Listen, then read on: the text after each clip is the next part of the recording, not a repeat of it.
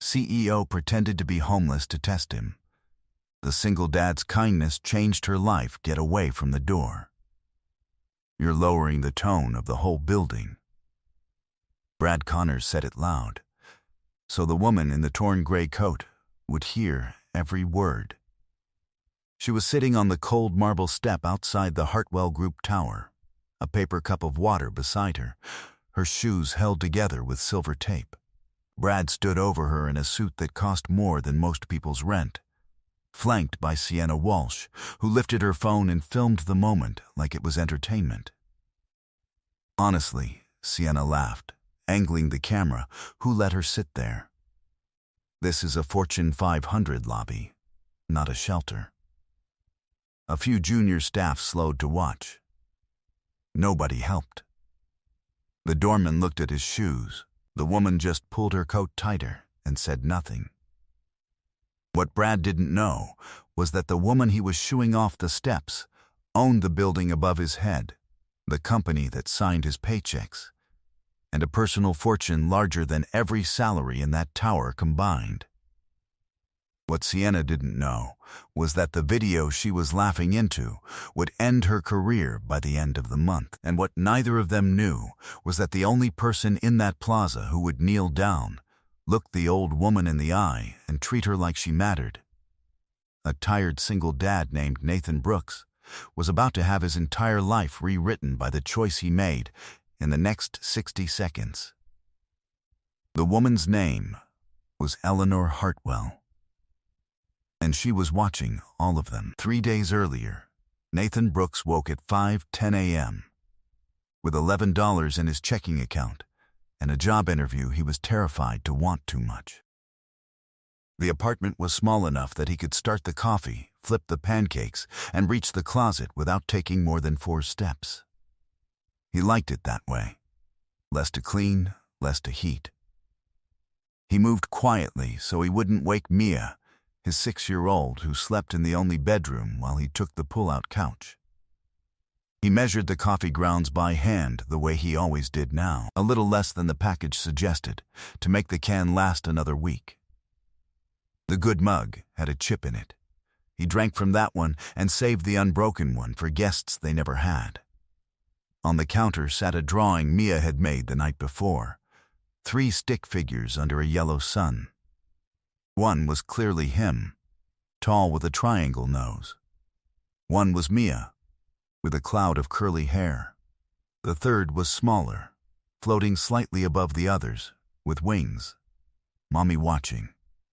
He looked at it for a long moment, the way he did most mornings, then set it gently against the toaster so it wouldn't get syrup on it. Sarah had been gone 3 years. Some mornings the grief was a stone in his chest. Most mornings now it was just a quiet ache, like an old injury that flared in the cold. He'd learned to carry it and still pack a lunch. He made Mia's lunch first, peanut butter, the crusts cut off, a note tucked beside the apple. Be brave, Bug. Dad loves you to the moon. He drew a little rocket under it. Then he checked her shoes by the door. The left one had a hole worn through near the toe. He'd promised her new ones. Payday was Friday. Rent was due Saturday. The shoes would have to wait 1 more week, the way they'd waited the last 3. He'd circled the interview on the calendar in red pen. Branch Operations Manager.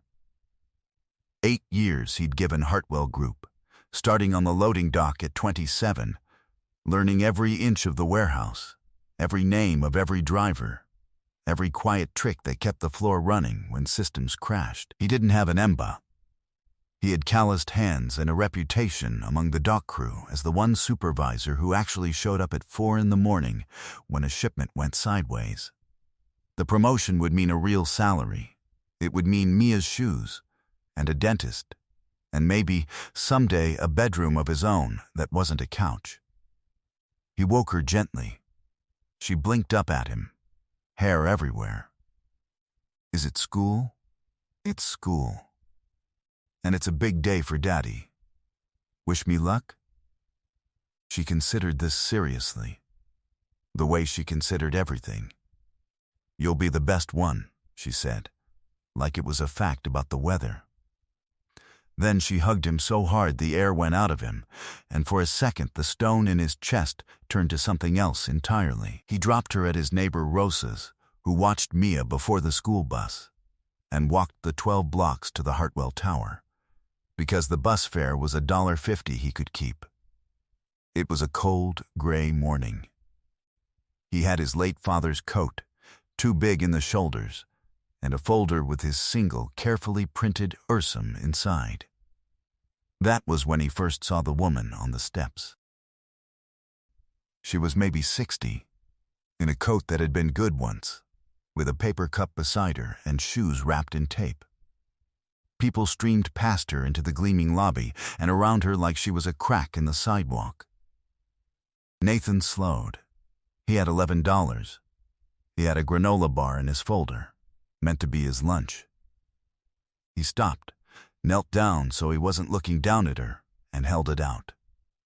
"You eaten today?" The woman looked up, surprised, not by the food, but by the question, by being seen. "I'll manage," she said. Her voice was steadier than her clothes suggested. Educated, there was something sharp behind her tired eyes, something measuring him. "Take it anyway," Nathan said, pressing the bar into her hand. "It's cold. Sugar helps." He hesitated, then shrugged off the big coat and folded it over her shoulders. "And take this. It's my dad's. He'd have wanted it doing something useful. I run hot anyway." He was lying. He'd be freezing all day. He smiled like he wasn't. She held the coat at the collar. For a strange moment she didn't seem to know what to do with kindness, like it was a language she'd half forgotten. "Why?" she asked. "You don't know me." Nathan stood, picked up his folder. "Doesn't cost anything to treat somebody like a person," he said. "My wife used to say that. I figure she was right about most things." He glanced at the tower. "I've got an interview I'm probably going to be bad at. Wish me luck?" The woman's mouth did something that was almost a smile. "You'll be the best one," she said. He laughed, surprised. It was nearly word for word what Mia had said, and pushed through the revolving doors without knowing he'd just passed the only test that mattered. He didn't notice the way the old woman watched him go, the granola bar untouched in her hand, her eyes following him until the glass swallowed him. He didn't notice her pull a slim, very expensive phone from inside the torn coat and make a single quiet call.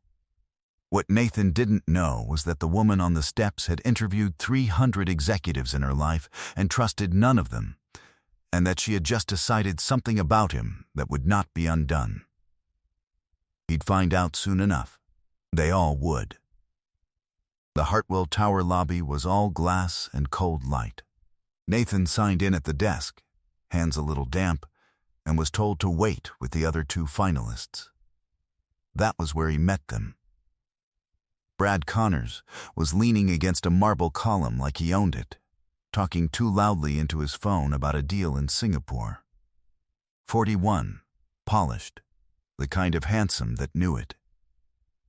He looked Nathan up and down, the too big borrowed coat now gone, just a pressed but worn shirt underneath, and didn't bother to hide the math he was doing. "You're the warehouse guy," he said. Not a question. "Cute, they like to have one of those in the final round. Makes the rest of us look good." He smiled with all his teeth. Sienna Walsh sat nearby scrolling her phone, 38 and immaculate.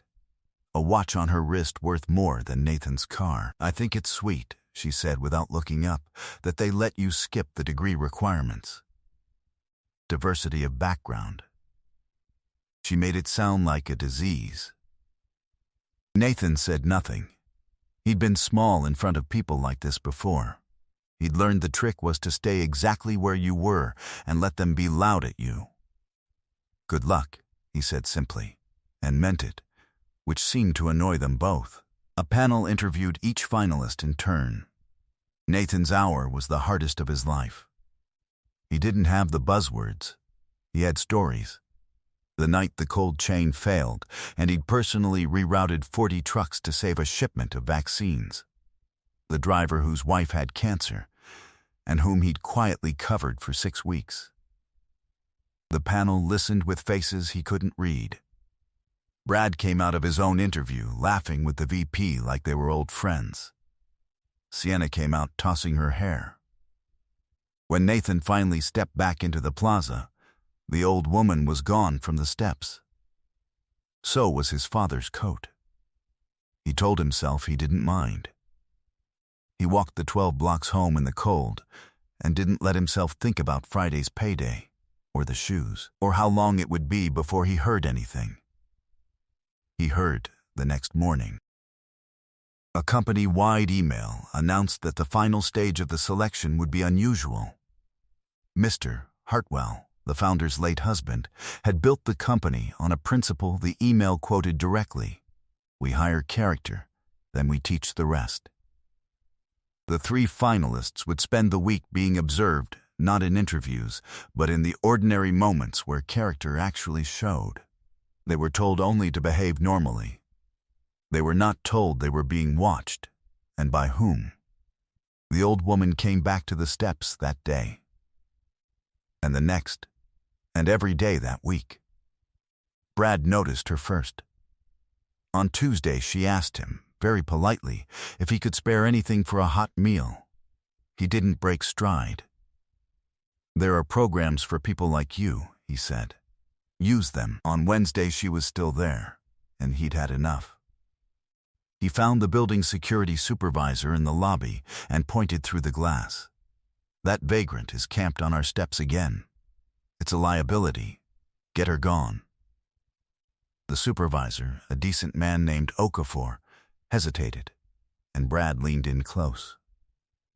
"I'm going to be running this branch by Monday. Remember who told you to handle it." The woman was moved along.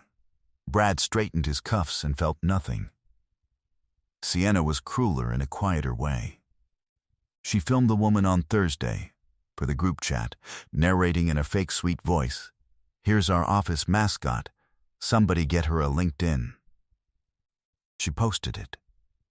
41 people laughed in the comments. One of them was Brad.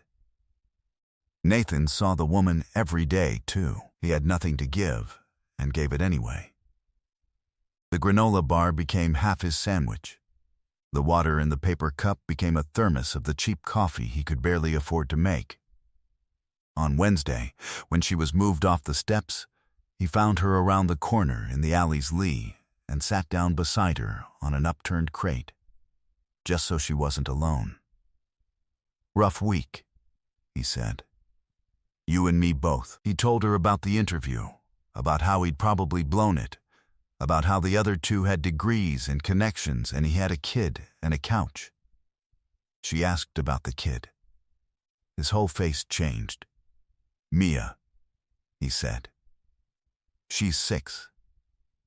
She's the bravest person I know." He showed her a photo on a cracked phone screen, a gap-toothed girl mid-laugh. The old woman stared at it a long, long time, and something moved behind her eyes that Nathan didn't have a name for. Grief, maybe, or memory.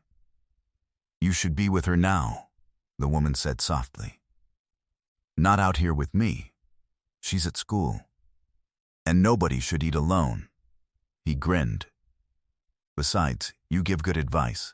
You told me I'd be the best one." The woman didn't smile this time. She looked at the photo of the laughing girl, and then at the tired, frozen, kind man holding it, and she made a second decision, a much larger one. She just didn't tell him yet.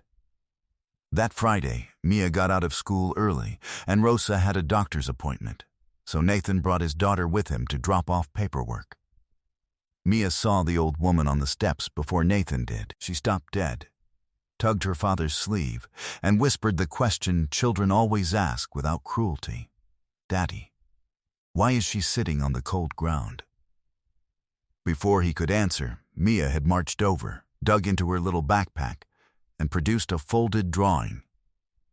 It was the 3 stick figures under the yellow sun, but she'd added a 4th, an old lady in a gray coat, with a speech bubble that said "You are nice.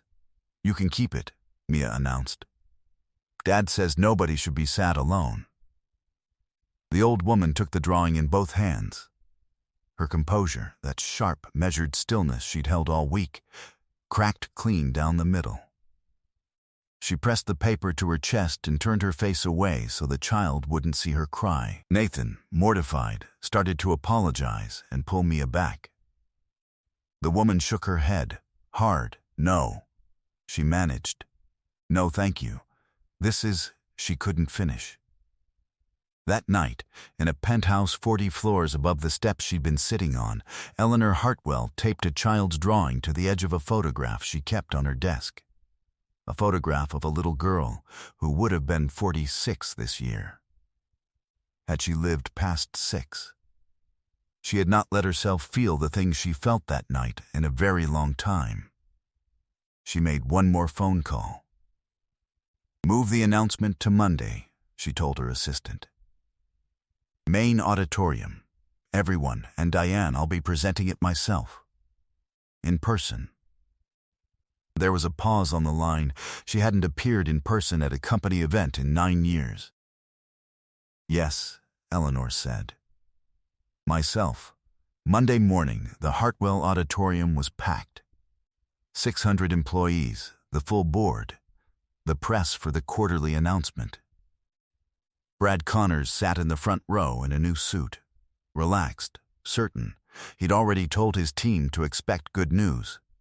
Sienna sat beside him, her video still circulating, still getting laughs. Nathan sat far in the back, in his pressed worn shirt, holding the chipped good luck feeling he'd allowed himself that morning, and nothing more. He'd brought no expectations.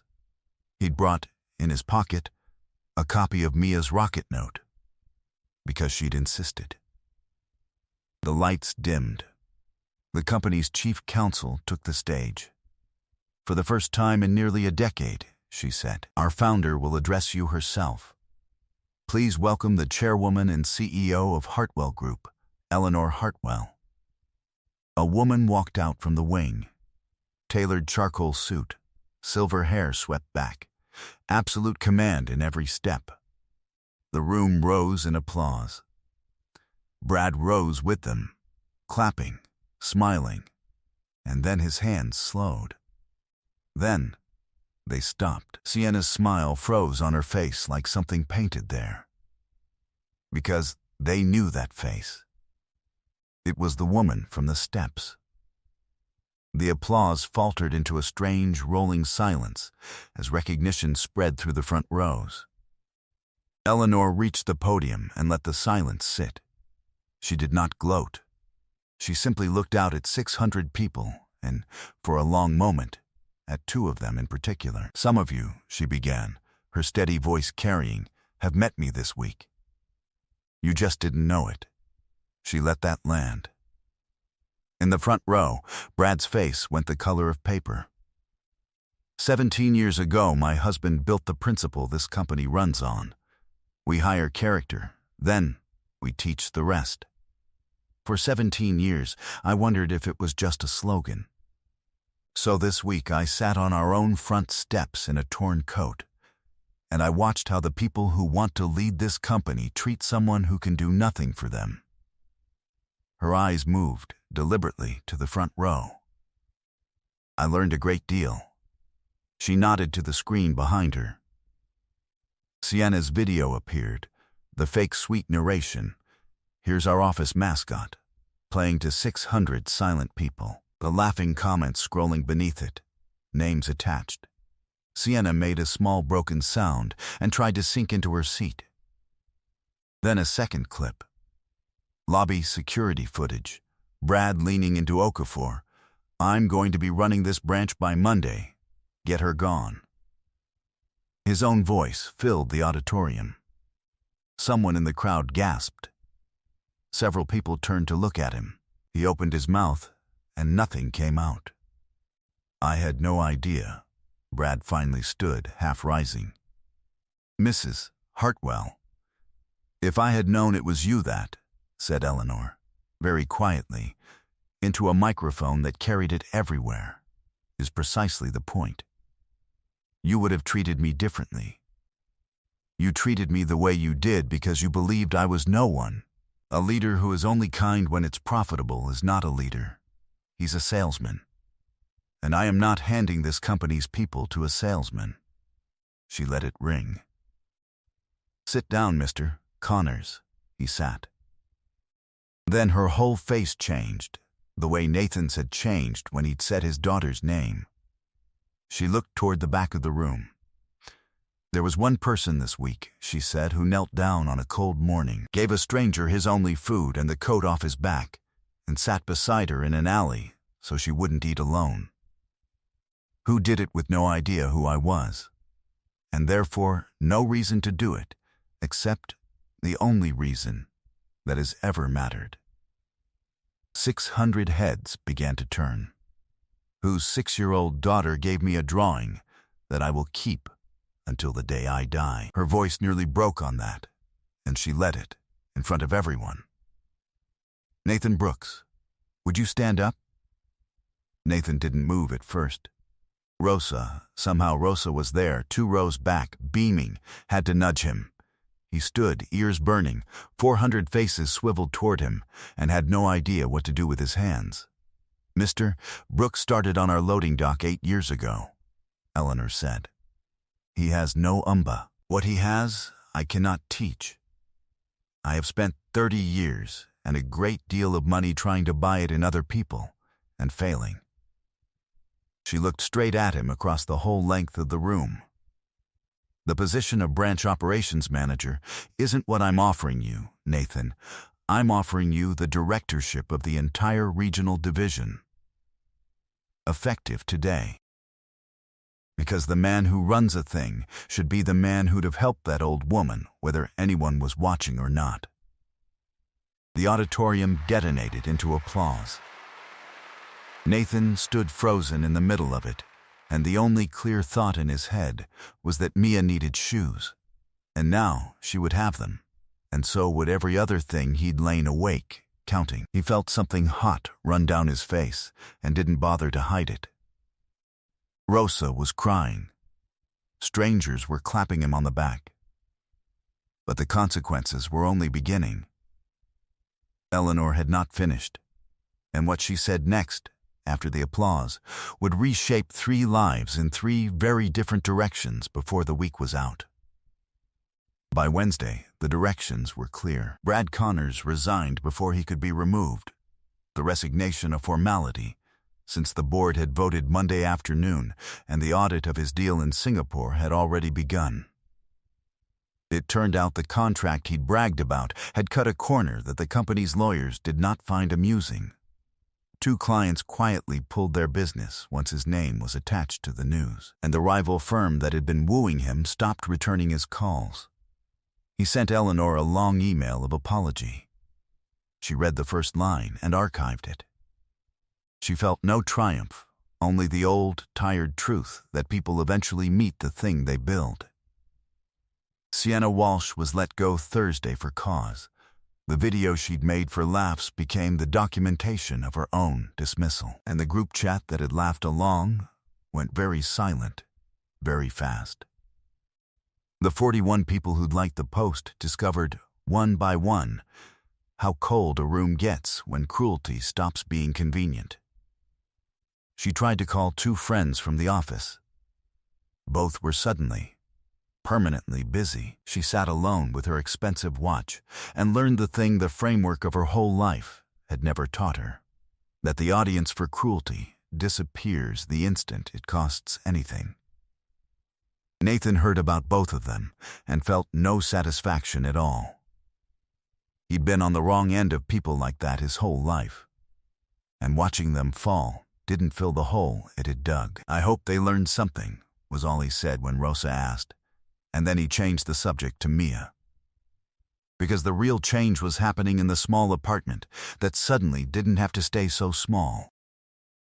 3 weeks later, Nathan woke at 6:30 instead of 5:10 because he no longer had to walk to save the bus fare. He measured the coffee grounds generously just because he could. By the door sat a brand new pair of sneakers, purple with silver stars, exactly the ones Mia had pointed at in a window for a year and never once asked for, because she'd somehow understood, at 6, that they cost too much. She wore them everywhere now. She wore them to bed twice before he caught her. But the new shoes weren't the thing that had changed his life. The thing that had changed his life was sitting at his small kitchen table on a Sunday, drinking from the unbroken mug they finally had a guest for. Eleanor Hartwell came for dinner most Sundays now. It had started as her wanting to thank him, and had become something none of them had a word for, and none of them needed one. She had buried a husband, and decades before that, a little girl of exactly Mia's age. The photograph on her desk, the wound under all that armor, the reason a child's drawing had broken her clean open on a cold front step. She had spent 30 years building an empire, because the empire never left and never died. And then a tired man with $11 had given her his coat, and his daughter had drawn her into a family of stick figures under a yellow sun, and Eleanor Hartwell had remembered that she was a person before she was a fortune. She taught Mia chess on Sunday afternoons. Mia taught her to make rockets out of paper and shout the countdown. Eleanor laughed. Actually laughed. An unpracticed, rusty sound the first time, smoother each week after. She funded a scholarship in her late daughter's name. The first thing she'd done with that grief in 40 years that felt like building instead of bleeding. She did not try to replace anyone in that apartment, and they did not let her try. She simply got to belong somewhere, for the first time in longer than she could stand to count. On the last Sunday of the month, the three of them sat on the floor with a board game spread between them, Mia in her purple sneakers, winning, narrating her victory with the merciless joy of a 6-year-old. Outside, the cold had finally broken into spring. Eleanor caught Nathan's eye over the top of his daughter's head and lifted the chipped mug. The good one. The one with the flaw. The one he'd always saved for a guest who never came. To the best one, she said quietly. Nathan smiled. Somewhere on Eleanor's desk 40 floors above the city, a child's crayon drawing was taped beside a photograph of a girl who'd been gone a very long time. And the speech bubble still read you ARE nice, and it was, against every odd, the truest thing anyone in that whole glass tower had ever said. He'd given away his only coat to a stranger on a freezing morning, expecting nothing. He'd gotten back a daughter's future, a divided table made whole, and the quiet, unkillable proof of the one thing his wife had always told him. It really didn't cost anything to treat somebody like a person. But it had, in the end, been worth everything.